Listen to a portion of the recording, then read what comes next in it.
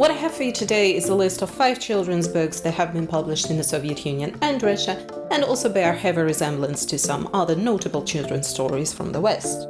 Now, I'm not a copyright lawyer, so I'm not saying it's plagiarism, but you will see that it's close enough. Let's start with the less egregious cases and move our way up.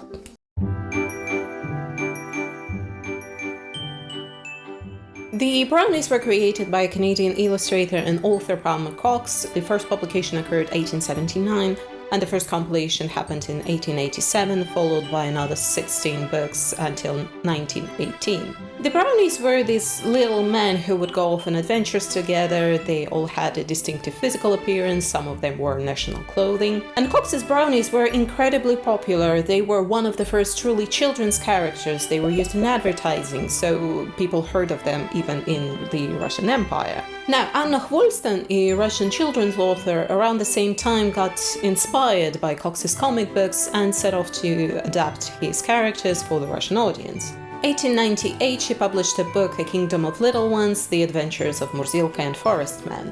And again, I'm not a copyright lawyer, so it's difficult for me to say where the line lies between inspiration, adaptation, and full-on plagiarism, but as far as her book goes, she developed her own plots for her little men. She gave them new names and personalities, but at the same time, her main character Murzilka still had the same physical appearance as Cox's Choli Boutonniere, who wore a top hat and a tux. Anna's books were not published in the Soviet Union and more or less forgotten about until 1990s, thanks to the group of enthusiasts who managed to get them back into print, and that book is available now for purchase. But her stories also served as inspiration in the Soviet Union. Her main character's name, Murzilka, became the name of the most popular children's magazine in the Soviet Union.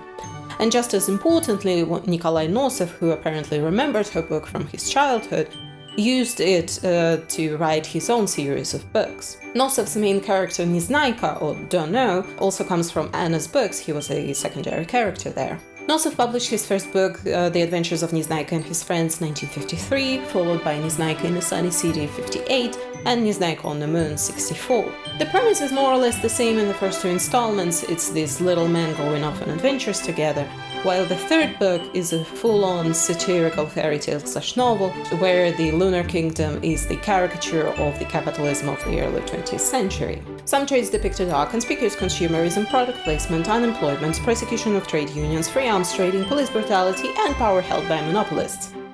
You know, for kids!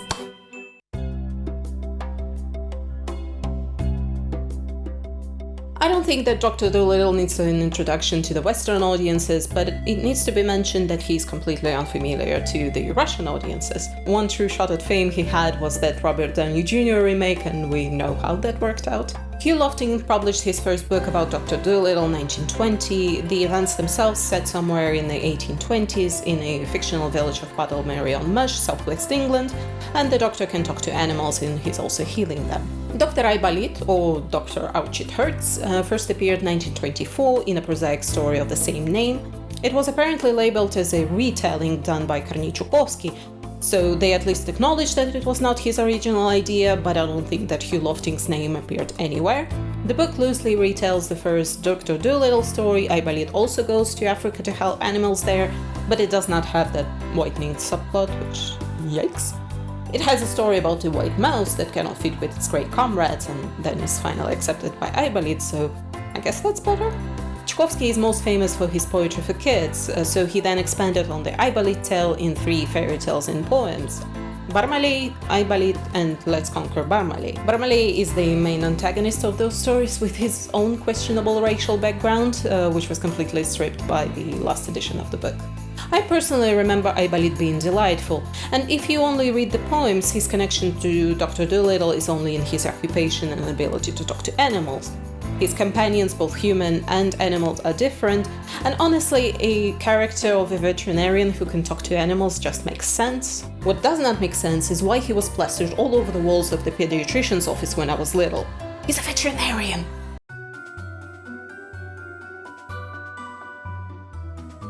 Carlo Collodi first published his The Story of a Puppet in an Italian children's magazine 1881. It was consolidated into the book 83 and is now known as The Adventures of Pinocchio. What blew my mind is that The Adventures of Pinocchio is the 3rd most translated book in the world. but the Soviets still had a different idea. Alexei Tolstoy tried to sidestep the issue by adding a foreword to his The Adventures of Buratino. There he says that he read Pinocchio as a child and loved the character so much, and he used to tell his stories to his friends, but the book was lost, and now, years later, he remembered this character from his own childhood and decided to tell his story. It's a little bit of mystification, a continuation of fairy tale lore, if you will, or straight-up revisionist history. The real story starts in the 1920s Berlin. 1924, the book The Adventures of Pinocchio came out in Berlin, in Russian, translated from Italian by Natalia Petrovskaya, reworked and adapted by Alexei Tolstoy. Even this version, which is still Pinocchio and not Buratino, already moves far away from the original. The original, the product of its time, the product of the children's stories of that age, full of moralism, did not fully appeal to Alexei Tolstoy. He liked the characters and the rich storylines, so in his adaptation he tried to make it more of a children's story. He removed most of the morality angles and made Pinocchio much more light-hearted and fun. Tolstoy then returned to the Soviet Union, but his work on Pinocchio only continued 1930s. Most likely influenced by an informal ban on children's stories that existed in the Soviet Union at the time. Now, I read a full-on article on Buratino by Miron Petrovsky. He implies that Tolstoy filled his story with dangerous allegations and allegories and used the Pinocchio controversy to shift the attention away from it. Like the character of Piero, who does not exist in the original Collodi story, is supposedly a parody of Alexander Blok, and the theater director Barabbas is a caricature of the theater director Meyerhold. And another main element of the Golden Key, which was also introduced by Tolstoy and supposedly has a deeper meaning, Petrovsky implies was also borrowed from a different children's story, Alice in Wonderland. I don't necessarily enjoy such analysis, and for the purposes of this video, what needs to be said is that Buratino is much more light-hearted than Pinocchio ever was. Tolstoy fully removes the morality angle out of the story. The blue fairy is replaced by an ordinary girl called Malvina, but also thus Buratino's nose does not grow when he lies, and he never has that aspiration of becoming a real boy. Buratino's story is much more compact, but Buratino as a character also has very little in terms of motivations. He only goes on a few adventures, and then in the end they open a nice puppet theater.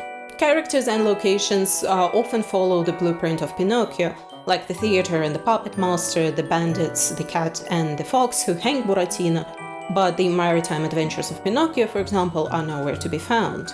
So no, Buratino and Pinocchio are not the same story, but to say that they are completely separate from one another is also going a little bit too far. And Buratino is also an incredibly popular story. I don't have kids, so I do not know what Gen Z thinks of Buratino, but my generation and the ones before me, we all grew up with Buratino. He also had a really fun movie with a very catchy song. Listen to it though, it's a true earworm.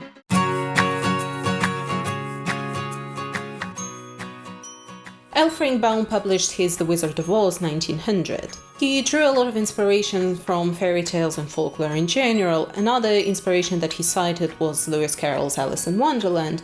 Both books have this protagonist that kids can relate to. Baum also pulled a lot from life. Dorothy's name, for example, comes from his wife's niece who died as an infant, and scarecrows were often characters in Baum's own nightmares as a child. And I'm only mentioning this so we remember why it's not nice to take out other people's characters and pass them as your own. In 1939, Alexander Volkov published his first version of The Wizard of the Emerald City. That version closest to the Baum original, but Volkov reworked it and re-edited it multiple times until the final version came out in 1973. That final version has most changes from the Baum original, and yet they're still mostly cosmetic, what we now call filing the serial numbers off. Dorothy is renamed Ellie, her dog gets to speak, the witches are renamed, some animals and creatures are replaced. Ellie's quest is more explicitly stated, as in she needs to help these creatures along the way to get home, etc. But all these changes do not affect the storyline. The girl gets swept off by a tornado, she ends up in a magical kingdom, there she meets a scarecrow, a tin man and a lion. They go to see the wizard, who ends up being a fraud, they fight the witch and the girl gets to go home. So to call Volkov's story standalone is a great exaggeration in my opinion. It looks more like a translation with minor edits. And yet it was never called that. it always had Volkov's name as an author. He mentions in an afterword that he based the story on Baum's, but he says that he's changed a lot and improved on it greatly, which in my opinion is a little bit disingenuous. What he did right, however, is when he started writing sequels, he no longer based them on the Baum stories, he expanded on the universe. The first 2 sequels still feature Ellie, the last 3 feature her younger sister Annie. And from what I remember of these books from my own childhood is that those sequels were even more interesting than the original. At least I remember some of my favorites being the sequels and not the first book. If you're interested in the subject, by the way, there's the full-on book, Oz Behind the Iron Curtain by Erika Haber. She does go into the biographies of both authors, the time setting when they wrote the books, and she does a comparative analysis, so if interested, check it out.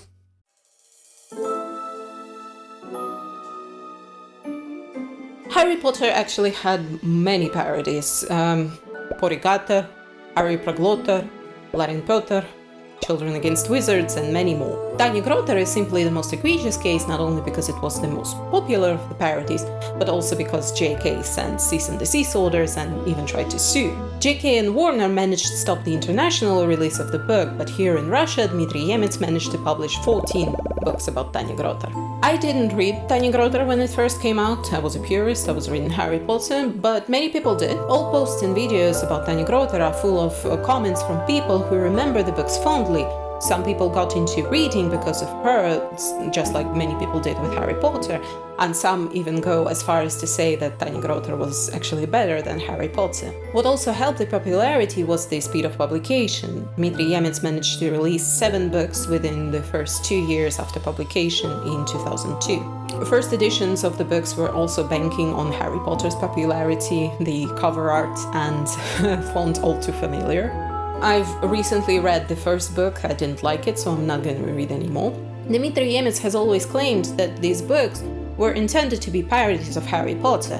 Now, again, I'm not a copyright lawyer, but all of the definitions say that a parody needs to be either commenting or making fun of the original, and I do not see either here. What Dmitry did is that he gender-bent the protagonist, put her in the late 90s Russia, and hyperbolized a few things here and there.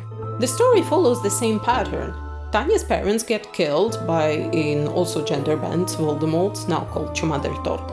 She gets placed with an awful relatives who mistreat her, then she gets swept off to a magical school where she fights her own Voldemort. The first book is also paced very weirdly. We spent far too much time with the local Dursleys, so Tanya only gets to her school by the midpoint of the book. The first part is like a month, the second part is 4 months, so the time moves in a weird fashion, and it also affects world building. I have no good idea of the layout of the school, what classes are taught there. The characters, I got them mixed up because they all get introduced in a quick succession and they all have these strange names. The Quidditch alternative Dragon Ball's rules are 10 times more complicated, and Quidditch itself never made sense. But I guess all of these problems are mostly the first book problems. Another few things of note.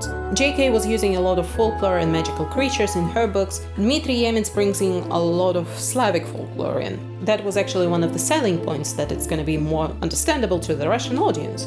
Which is fun, but write just your own book about a magical school then? He also replaced most of the artifacts. Wands are now rings, and brooms are just free-for-all. Tanya uses a contrabass to fly, for example. Most of the names that he gives his characters are also character names. It's like Chekhov, but on steroids and worse. Rowling also does that, but at least she tries to be subtle about it. In order for you to understand Remus Lupin, you at least need to know a little bit of Italian history and a little bit of Latin. Now, imagine that Remus was actually called Wolfie McWolfson, and then you get character names in Yemets' story. Yemets' stories are also unapologetically children/young teen stories. It's obvious in his style, types of conflicts, and humor that he uses. Harry Potter also is a children's/young teen story, but there is something in there that could potentially be interesting to adults.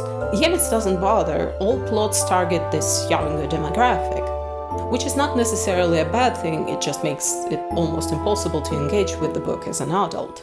And his humor. Humor is very subjective, but it also skews younger. For example, Tanya's awful uncle German Durnev He owns a shop called Secondhand Socks, and it's a joke. But yet I'm not laughing. This was also one of the first books for Dmitri, so there are still problems with his writing in here. It's most obvious in the way he does exposition. For example, and now we'll travel to Timecodes, which, as you know, is the Russian school of witchcraft and wizardry.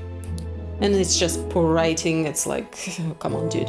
And hopefully it got better. My feeling is Yemets got bogged down in trying to retell Harry Potter, that's his weakest moments.